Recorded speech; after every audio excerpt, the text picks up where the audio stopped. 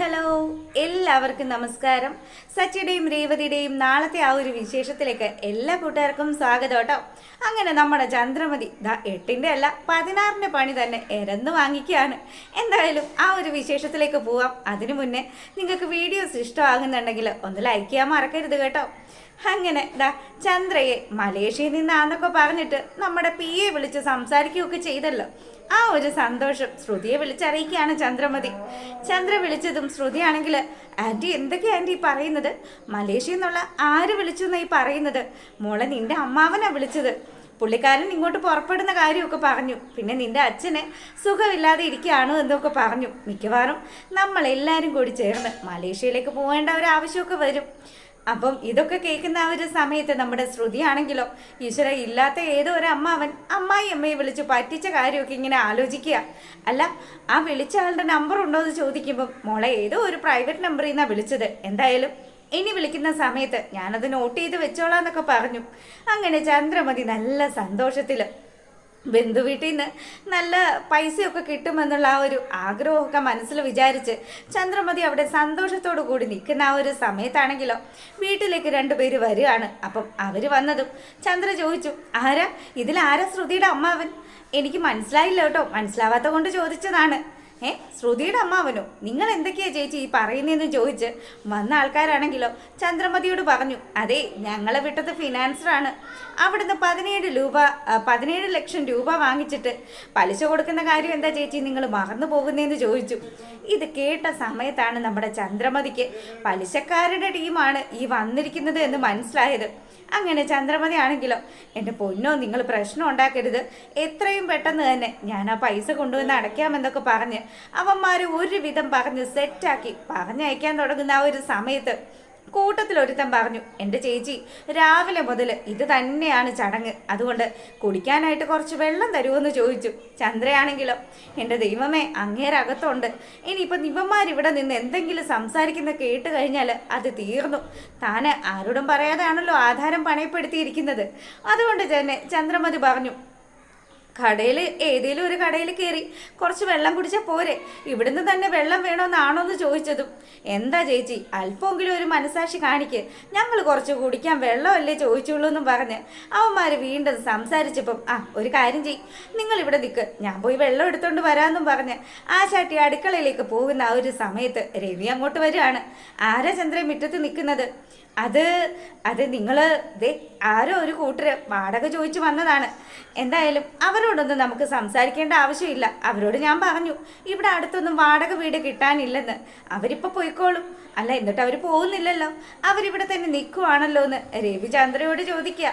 അപ്പം ചന്ദ്രമതി പറഞ്ഞു, അതെ അവർ കുടിക്കാൻ കുറച്ച് വെള്ളം ചോദിച്ചു, ഞാൻ എന്ത് ചെയ്യണം? കൊടുക്കണമെന്ന് ചോദിച്ചതും, വെള്ളമല്ലേ നീ കൊടുത്തോ എന്നും പറഞ്ഞു. അങ്ങനെ ചന്ദ്രമതി പേടിച്ച് വിറച്ച് വെപ്രാളപ്പെട്ട് ആ ഒരു വെള്ളമൊക്കെ എടുത്ത് അവന്മാരുടെ കയ്യിലേക്ക് കൊടുത്തു. വെള്ളം കൂടിയൊക്കെ കഴിഞ്ഞതും പുള്ളിക്കാരൻ പറഞ്ഞു, അതെ ഞങ്ങൾ ഇനി ഇങ്ങോട്ട് വരേണ്ട അവസ്ഥ വരരുത്, ഇന്ന് തന്നെ അങ്ങോട്ട് വന്നേക്കണമെന്ന് പറഞ്ഞു. ശാസനമൊക്കെ പറഞ്ഞിട്ട് അവന്മാരവിടുന്ന് പോവുക. പിന്നീട് രവി ആണെങ്കിൽ ചന്ദ്രമതിയോട് ചോദിച്ചു, എന്താ ചന്ദ്രേ അവർ പോകുന്ന സമയത്ത് ഇന്ന് തന്നെ അങ്ങോട്ട് വരണമെന്ന് പറഞ്ഞത്, എന്താ പരിപാടി എന്ന് ചോദിക്കുമ്പോൾ, അതെ അവന്മാരങ്ങനെയൊന്നും അല്ല പറഞ്ഞത്, നിങ്ങളുടെ ചെവിക്ക് എന്തോ ഒരു കുഴപ്പമുണ്ട്, നിങ്ങൾ ആ ചെവി ഒന്ന് കൊണ്ടുപോയി ക്ലീൻ ചെയ്യുമെന്ന് പറഞ്ഞു. അങ്ങനെ ആ ഒരു സീൻ കഴിഞ്ഞ് നമ്മുടെ ചന്ദ്ര നേരെ റൂമിൽ കയറി. എൻ്റെ ദൈവമേ, ഇനിയിപ്പോൾ എന്തായാലും രവിയേട്ടൻ തന്ന ആ 1 ലക്ഷം രൂപ ഇരിപ്പുണ്ടല്ലോ, അതിൽ നിന്ന് പലിശക്കാർക്കുള്ള പൈസയൊക്കെ ആയിട്ട് പോയേക്കാന്ന് വിചാരിച്ച് ആ കാശൊക്കെ പെറുക്കി ബാഗിനകത്ത് വെച്ചു. അതിനുശേഷം നമ്മുടെ ചന്ദ്രമതി രവിയോട് യാത്ര പറഞ്ഞു. അതെ ഭാമ വിളിച്ചിട്ടുണ്ട്, ഭാമയ്ക്ക് എവിടെയൊക്കെയോ ഷോപ്പിങ്ങിന് പോകണമെന്ന് പറഞ്ഞു, ഞാനും അവളുടെ കൂടെ പോയിക്കോട്ടെ എന്ന് ചോദിച്ചതും, ഇതിപ്പോൾ എന്തിനാ ഇപ്പോൾ ഇത്ര പ്രത്യേകത, നീ നിനക്ക് ഇഷ്ടമുള്ള സ്ഥലത്തൊക്കെ പോവുകയാണല്ലോ പതിവ്, നീ പോയിട്ട് വന്നോന്നും പറഞ്ഞ് രവി അനുവാദം കൊടുക്കേണ്ട താമസം ചന്ദ്രമതി അവിടെ നിന്ന് ഇറങ്ങി ഓടുകയാണ്. അങ്ങനെ വെളിയിലിറങ്ങിയ ചന്ദ്രയാണെങ്കിൽ ഫോൺ എടുത്തിട്ട് ഭാമയെ വിളിച്ചു.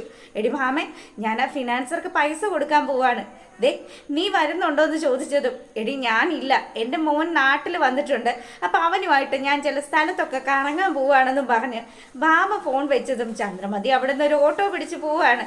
അങ്ങനെ ഇവിടെ ഈ കാര്യങ്ങളൊക്കെ നടക്കുമ്പം നമ്മുടെ സച്ചിയും രേവതിയും കൂടി ചേർന്ന് അങ്ങനെ സംസാരിക്കുക. അമ്മ എന്തൊക്കെയോ ഉടായ്പകളൊക്കെ നടത്തിയിട്ടുണ്ടെന്ന് തന്നെയാണ് എൻ്റെ വിചാരമെന്നും പറഞ്ഞ് നമ്മുടെ സച്ചി ഇങ്ങനെ രേവതിയോട് സംസാരിക്കുക. അപ്പം രേവതി പറഞ്ഞു, എനിക്കും അങ്ങനെ തോന്നാതിരുന്നില്ല. പിന്നെ എന്ത് ചെയ്യാനാ, നമ്മളാരും എന്ത് ചോദിച്ചാലും അമ്മ സത്യമൊന്നും പറയില്ലല്ലോ. ഇനിയിപ്പോൾ എന്തായാലും നിങ്ങൾ ആ വിഷയം അങ്ങ് വിട്ടേക്കെന്നും പറഞ്ഞ് രേവതി നമ്മുടെ സച്ചിയെ സമാധാനിപ്പിച്ചു. അതിനുശേഷമാണെങ്കിൽ അച്ഛമ്മയുടെ കയ്യിൽ നിന്ന് കുറച്ച് പൈസയൊക്കെ സച്ചിക്ക് കിട്ടി. ആ കാശുമൊക്കെ ആയിട്ട് ഈ പൈസ ഇന്ന് തന്നെ ഫിനാൻസറെ ഏൽപ്പിക്കണം. അങ്ങനെയാണെങ്കിൽ നിങ്ങൾ പോകുന്ന വഴി എൻ്റെ വീട്ടിലേക്ക് ഇറക്കാവോ എന്ന് ചോദിച്ചു രേവതി. അപ്പം ആ സമയം നമ്മുടെ സച്ചി പറഞ്ഞു, അതിനെന്താ, നീ വീട്ടിലേക്ക് പോര്. അതെന്താന്നോ, അന്ന് ഇത്രയും വലിയൊരു പ്രശ്നങ്ങളൊക്കെ ഉണ്ടായിട്ട് നമ്മൾ അമ്മയോടും അതുപോലെ ശരത്തിനോടും ഒന്നും പിന്നീട് സംസാരിച്ചില്ലല്ലോ.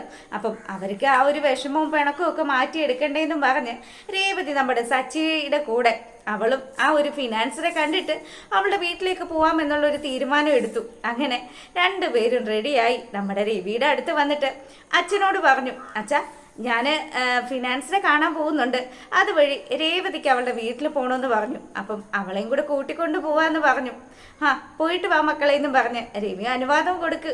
അങ്ങനെ സച്ചിയും രേവതിയും കൂടി ചേർന്ന് അവരവരുടെ കാർ എടുത്ത് പോവുക. ചന്ദ്രമതിക്കാണെങ്കിലോ ഇതിനിടയ്ക്ക് നല്ല മുട്ടം പണി തന്നെയാണ് കിട്ടുന്നത്. ചന്ദ്രയാണെങ്കിലോ അവൾ ഓട്ടോയിൽ ഇങ്ങനെ പോയിക്കൊണ്ടിരിക്കുന്ന ആ ഒരു സമയം നമ്മളെ കാണിക്കുന്നത് നമ്മുടെ ശരത്തും ശരത്തിൻ്റെ കൂട്ടുകാരൻ ആൻ്റണിയും കൂടി ഇരുന്ന് സംസാരിക്കുന്നതാണ്. അപ്പം രണ്ടുപേരും കൂടെ അങ്ങനെ ഇരുന്നിട്ട്, എടാ നീ ഇന്ന് എത്രമാത്രം അപമാനിക്കപ്പെട്ടു എന്നുള്ളതൊക്കെ എനിക്ക് മനസ്സിലായി. എന്തായാലും നിന്റെ ചേച്ചിയുടെ അമ്മായിയമ്മ അവർ നല്ല പഠിച്ച കള്ളി തന്നെയാണ്. അവരാ പൈസ അവരുടെ മകനെടുത്ത് കൊടുത്തിട്ട് നീയാണ് മോഷ്ടിച്ചതെന്നൊക്കെ പറഞ്ഞ് നിന്നെ നാണം കെടുത്തിയില്ലേ. അവർക്കുള്ള പണി നമുക്ക് കൊടുക്കാമെന്നൊക്കെ പറഞ്ഞു. അവരോട് ഞാൻ എങ്ങനെയാടാ പ്രതികാരം വീട്ടുന്നത്? എൻ്റെ ചേച്ചി ആ വീട്ടിലല്ലേ താമസിക്കുന്നതെന്നൊക്കെ ശരത്ത് ഇങ്ങനെ പറയുന്ന ആ ഒരു സമയത്ത്, എടാ അതിനൊക്കെ ഒരു വഴിയുണ്ട്. ദേ നിന്റെ ചേച്ചിയുടെ അമ്മായിയമ്മ ആ അഹങ്കാരി അവരിതാ ഇപ്പോൾ ഒരു ഓട്ടോയിൽ വരുന്നുണ്ട്. അവർ വരുന്ന ആ ഒരു ഓട്ടോയിൽ നമ്മുടെ ആളാ ഉള്ളതെന്നും പറഞ്ഞു. അങ്ങനെ ഇവന്മാരാണെങ്കിലും ചന്ദ്രമതിയുടെ ബാഗ് കൈപ്പറ്റി ആ ബാഗ് അടിച്ചു മാറ്റി അതിനകത്തുള്ള ആ 1,00,000 രൂപ അത് മോഷ്ടിക്കാം എന്നുള്ള ആ ഒരു പ്ലാനൊക്കെ ഇടുമ്പോൾ ശരത്ത് പറഞ്ഞു, വേണ്ടടാ എനിക്ക് പേടിയാണ്.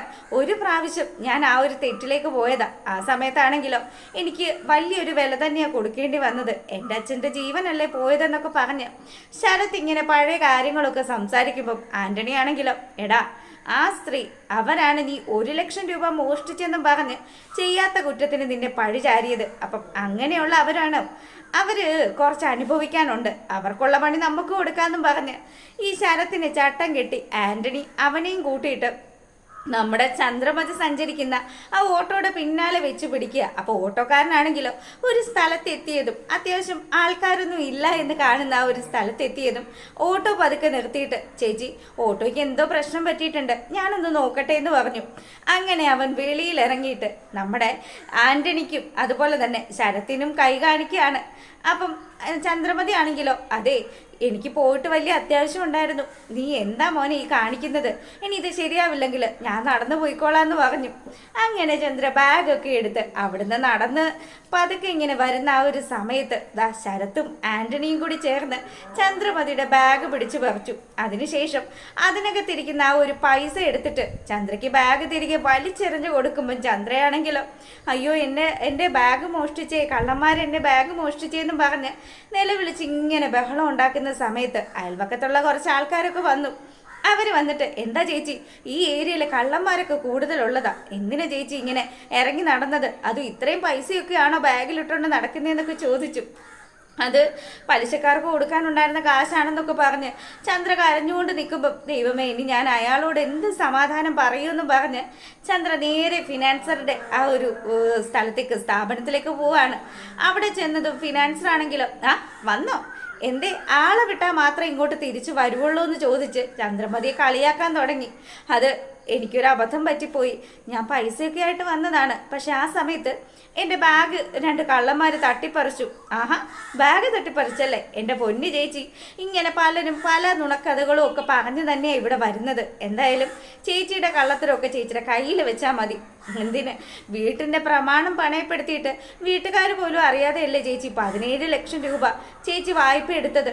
എന്നിട്ട് അത് ചോദിച്ച് ഞാനിപ്പോൾ ആളെ വീട്ടിലേക്ക് വിടേണ്ട അവസ്ഥ വരെ വന്നില്ലേ എന്നൊക്കെ പറഞ്ഞ് ഇയാൾ നമ്മുടെ ചന്ദ്രമതിയോട് ദേഷ്യപ്പെട്ട് സംസാരിക്കുമ്പം, എനിക്ക് കുറച്ച് അവധി കൂടി തരണം, ഞാൻ എങ്ങനെയും തന്നോളാന്നൊക്കെ പറഞ്ഞ് ചന്ദ്ര ഇങ്ങനെ പാട്ട് പാടുന്നുണ്ടെങ്കിലും അയാളാണെങ്കിലോ നിങ്ങളൊരു കാര്യം ചെയ്യും, നിങ്ങളുടെ വീട്ടിൽ നിന്ന് നിങ്ങളുടെ ഭർത്താവിനെയും മക്കളെയും ഒക്കെ വിളിച്ചുകൊണ്ട് പോവാ. അവർ കൂടി ഈ പ്രമാണത്തിൽ ഒപ്പിട്ട് തരണം. എന്നാൽ മാത്രമേ ഞാൻ നിങ്ങൾക്ക് എന്തെങ്കിലും ഒരു ഇളവ് ചെയ്ത് തരുള്ളൂ എന്ന് അയാൾ അങ്ങനെ പറഞ്ഞു. ഈ സമയമാണെങ്കിൽ ചന്ദ്രമതി, ദൈവമേ എല്ലാവരും അറിഞ്ഞ് നാണം കെട്ട് പോവല്ലോ എന്നൊക്കെ ആലോചിച്ച് വിഷമിച്ചിങ്ങനെ നിൽക്കുമ്പോൾ ചന്ദ്രയുടെ കയ്യിൽ പൈസ ഇല്ലെന്നും ചന്ദ്രമതിയെ കൊണ്ട് പെട്ടെന്ന് ഈ പൈസ ഒപ്പിക്കാൻ പറ്റില്ല എന്നും മനസ്സിലാക്കി ആ ഫിനാൻസർ ആണെങ്കിലോ അയാളുടെ അവിടെ ഉള്ള ഒരു ഗുണ്ട ആ ഒരു പെണ്ണുപിള്ളയെ വിളിച്ചിട്ട് അവരോട് പറഞ്ഞു, അതെ ഇവര് പൈസ തരുന്നില്ല, ഒരു കാര്യം ചെയ്യാം, ഇവരുടെ ഫോൺ വാങ്ങിച്ചു വെച്ചിട്ട് ഇവരെ ആ റൂമിൽ കൊണ്ട് പൂട്ടിയിട്ടോളാൻ പറഞ്ഞു. ചന്ദ്രയാണെങ്കിൽ കൈയും കാലും പിടിച്ചു. അവസാനം ആ പെണ്ണിനോട് പോലും കെഞ്ചിയിട്ട് അവരാരും ഒരല്പം ദയ നമ്മുടെ ചന്ദ്രയോട് കാണിക്കുന്നില്ല. അങ്ങനെ നമ്മുടെ ചന്ദ്രമതിയെ എല്ലാവരും കൂടി ചേർന്ന് ഒരു റൂമിലിട്ട് അടയ്ക്കുകയാണ്. ചന്ദ്രയാണെങ്കിലോ എന്നെ പുറത്ത് വിട്, എന്നെ എൻ്റെ ഭർത്താവും മക്കളും ഒക്കെ അന്വേഷിക്കുമെന്നും പറഞ്ഞ് ഭയങ്കര കരച്ചിലൊക്കെ കരഞ്ഞുകൊണ്ട് നിൽക്കുന്ന ആ ഒരു സമയത്ത് ആ ഫിനാൻസർ ആണെങ്കിലോ ഒരല്പം പോലും കണ്ണിച്ചോരയില്ലാതെ നമ്മുടെ ചന്ദ്രമതിയോട് അത്രയും ക്രൂരമായിട്ടുള്ള ഒരു പ്രവൃത്തി ചെയ്യുക. അപ്പം ഇതൊക്കെയാണ് നാളത്തെ ആ ഒരു വിശേഷത്തിലുള്ളത്. എന്തായാലും ബാക്കി കാര്യങ്ങളൊക്കെ കാത്തിരുന്ന് കാണുക. എല്ലാവർക്കും നല്ലൊരു സൺഡേ ആശംസിച്ചുകൊണ്ട് വീഡിയോ വൈൻഡപ്പ് ചെയ്യാണ്. അപ്പോൾ ഓക്കെ, താങ്ക് യു.